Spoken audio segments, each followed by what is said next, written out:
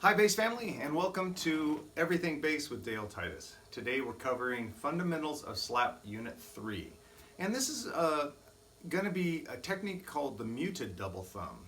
And it's basically, it's funny, I spent a lot of time showing you guys how to strike the string and let the thumb bounce off so the string can freely vibrate and give you a big round sound. Now I'm going to say do the opposite. Let the thumb kind of hit, and lay into the string a little bit. And it's really a percussive click that you're going for. It has no harmonic value, so that also allows you some neat things to do with open strings when the open note is not in the key or not in the chord that you're playing over. But also I like it because it allows you to add another element or dimension of percussion to your slap lines. So without any further ado, let's get right into it. If you're a Patreon subscriber, please go to patreon.com/everythingbass and check out Fundamentals of Slap Unit 3. You can download the sheet music, it's a PDF. And maybe it's easier if you have that with you right now to follow along. If not, even if you're not a subscriber, I'll try to do my best to really describe what's going on, take it very slowly. So, okay, so we've talked about how now we're doing two thumbs, and we're just gonna let them click. Just kind of a percussive clunk, if you will. So exercise 1, we're starting with two thumbs and we're going to end with a pop, and the pop is not muted. It's a real note, and we're going to just use for the pop, we're going to use the 7th fret on the D string, so an A, and then we're going to move down and do the 7th fret on the G string, so a D. So this is how it sounds like super slowly, and I'm going to try to turn a little bit so maybe you can see my hand better, my right hand. So it's going to sound like this. You're going to go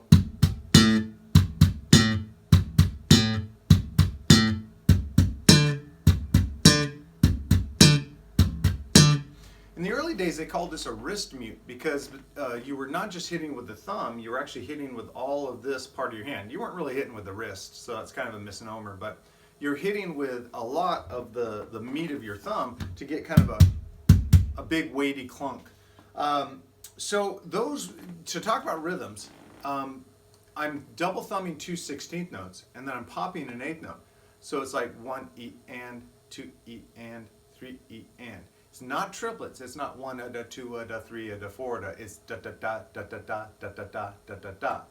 So again, slowly that exercise sounds like this. And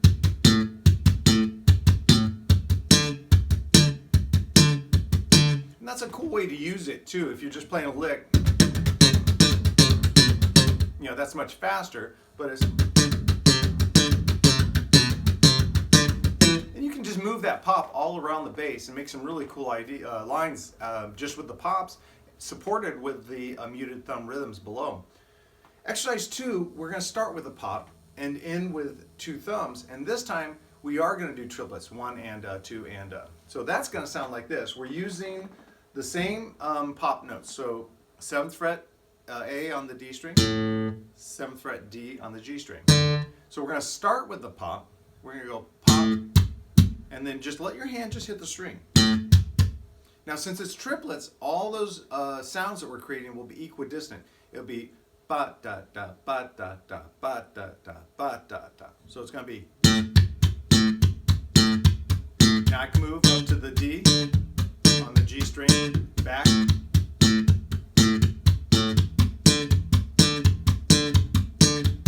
So that kind of sounds nice when you get it up to maybe a faster tempo. You'll feel it's got a real kinetic energy to it. Now, one idea I used when I was starting out many years ago to get a technique up to a quicker tempo is I would gradually speed up. And I always visioned it like a train leaving a depot. The train's moving super slow, then it speeds up, and gets faster and faster. So instead of like playing at one tempo and then trying it way faster immediately, which that transition you can overlook some technical adjustments you have to make. I think it's easier if you gradually speed up. So if I take this one and do that, it would be like this. I'd start with. Now on the repeat, I'll speed it up a little bit.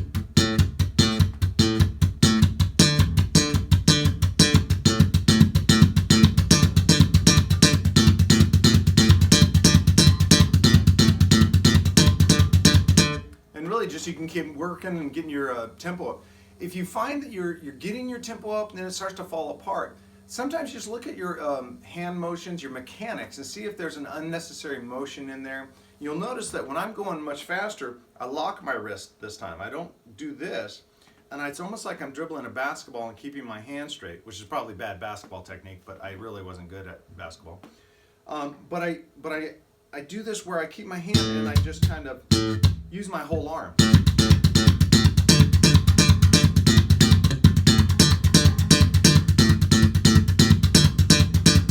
And you can get some really cool, powerful rhythms. If you get lucky enough to play with like a huge PA system and you're plugged in and it's got subwoofers, this thing sounds amazing. People in the front row put their hands on their chest because that muted double thumb is very percussive and very powerful, and I love that sound. So that was exercise 2.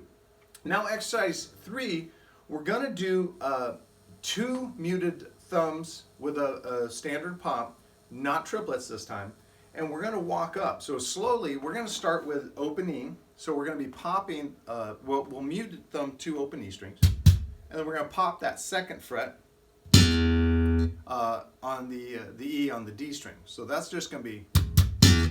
Then the next thing is 2 muted F sharps and a popped F sharp 4th fret on the D string. Then we go to the G, and then we have a quarter note rest. So that's going to be then a rest. Okay. So slowly measure 1. Okay. Measure 2. We do the same thing, the same frets, but we're going to move it to the A string, and it'll be, and then a rest. Let's put that in time, because I think I didn't explain that too well. So we'll put that in time. I'll count out really slowly, and you can see what I'm doing. So really, my thumb is just going muted on the open, muted on the 2nd fret. And I know you're thinking, like, well, can't you just do all of them open? Yes, you can. I find, though, that by keeping that discipline where I'm still fretting the root of the octave that I'm popping, I have a little more control over that mute.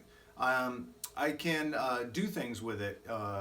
If it's starting to get, for some reason, there's an overring or something, or a little sloppy, I can control it. Whereas sometimes just a bunch of open E's double muted can sometimes build up kind of a kinetic, I don't know, wash that it's a little harder to control. So it's my preference. You can try it either way. And if you do it and you like it better, put it in this the comment section below. Let me know.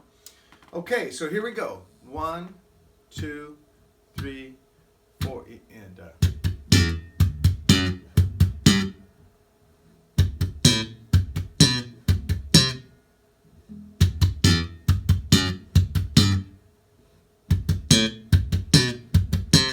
and again, you can speed that up and kind of work it up into tempo. I do like, gradually working it up so you can adjust your technique, see what might need to be tweaked so you can get to the next level of tempo. All right, now we're on the last exercise. And this one is going to be triplets again, and we're starting with a pop with 2 thumbs. So we're going to pop a full note and then 2 muted thumbs. So if you look at the sheet music, instead of just diving right in, one thing you might find helpful is to work on just the pops. Just get where you're popping. So in this case, we're going to pop the G on the 12th fret of the G string. So we're going to pop that one. And I use my pinky because if you look at the line on the sheet music, the melody line is going down. So I know that I'm going to have more notes back here, and I'm not going to have any notes up here. So I start here, and I'm just going to pop. Then I go to the E, 7th fret on the 9th fret on the G string. Then I go to the D, 7th fret on the G string. Go to the B, the 9th fret on the D string. The A on the 7th fret on the D string. G on the 5th fret of the D string. Now I'm down to the E on the 7th fret of the A string. And I'm gonna end by just popping a single D on the A string. Now, what I meant about working that out is now just practice those notes, and those notes are always on the downbeat in this piece. So if you just count 1, 2, 3, 4, just pop every time you say a number. That's going to sound like this: 1, 2, 3, 4, 1, 2, 3, 4. So again.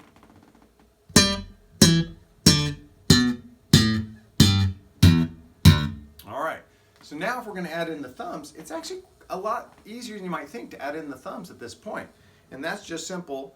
Now, in this case, I'm not going to mimic the octaves. I'm going to keep the heavy E muted, but you might see me every once in a while reach up with the fingertip and kind of mute the string if I feel it's getting a little squirrely. So this is going to sound like this, very slowly. A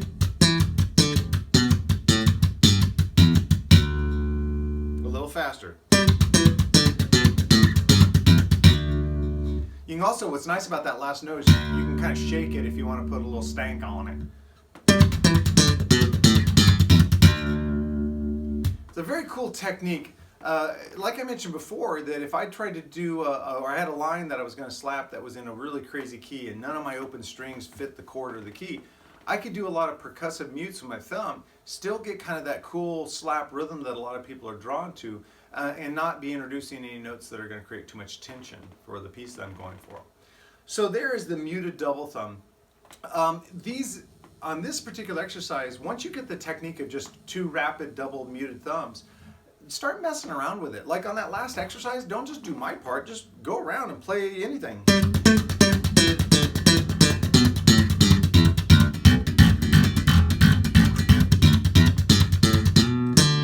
It's just fun to do, you know, and try different rhythms. Try mixing up maybe a triplet with 2 16th notes and an 8th note, see what you like there. I'd like to say the possibilities kind of are endless. You know, if you just take your time with it and be plugged in so you can hear the quality of your muted thumb, that you're not getting any overtones, that is a true percussive clunk. You know, work on that. And if you want me to review anything or do another video on this topic, maybe showing some more exercises, just mention that in the comments below and I'll check it for sure. So, today's Encore Item is another CD that absolutely just had a huge influence on me as a player. And this is Stanley Clarke Live, 1976 to 1977. I was subscribing to Bass Player Magazine when this came out, and I believe there's an ad in it that said, for this CD, that said, "When fusion was fun." And boy, that really resonated with me, because at the time, I felt like a lot of quote-unquote fusion had gotten a little bit, I don't know, it didn't seem to have that kind of energy and kind of joy that a lot of early fusion had. So I think that's a perfect tagline for this. Now, the songs that he's playing live with this amazing band, you'll have heard on other studio recordings. You know, School Days, Lopsy Lou, Quiet Afternoon, Silly Putty, great song, Silly Putty. The Magician, crazy tune, crazy tune.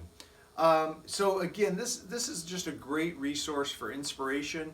There's some great slap moments on it. Of course, it's funny, like this CD spawned a lot of us to change the way we slapped and add new ideas. So if you're looking, because maybe you're tired that all your slap lines are sounding the same, you just might need more influence, need more inspiration. So a great opportunity would be to get this CD. And it's available, widely available. So Stanley Clarke Live, 1976, 1977, massively great CD. I hope you enjoy it. I really did. And you know, again, please, if you want to support the channel, the first thing you do that's easy is just hit the like button for this video and subscribe and the bell notification, so you'll always be notified when I put up any new content. If you do want to get access to all the sheet music and to, in the future, some more resources that I plan on putting up there, just go to patreon.com/everythingbass, and you can actually subscribe there, and through that portal be able to access a lot of my content. That's hopefully will make this even more valuable to you. As always, I want to encourage an interaction, you know, comments, anything I did wrong, anything you'd like to see me improve on. As the channel does grow, I've promised this before, and it's something I completely believe in. I'm going to be adding better audio. I might actually change studios. So anyway, so I'm planning on really investing in the channel because it's a community I really believe in, and I just love bass players, and I love bass playing, and I love playing for you guys, and hopefully you found today's lesson informative and fun. All right, guys, take care, and I'll see you on the next video.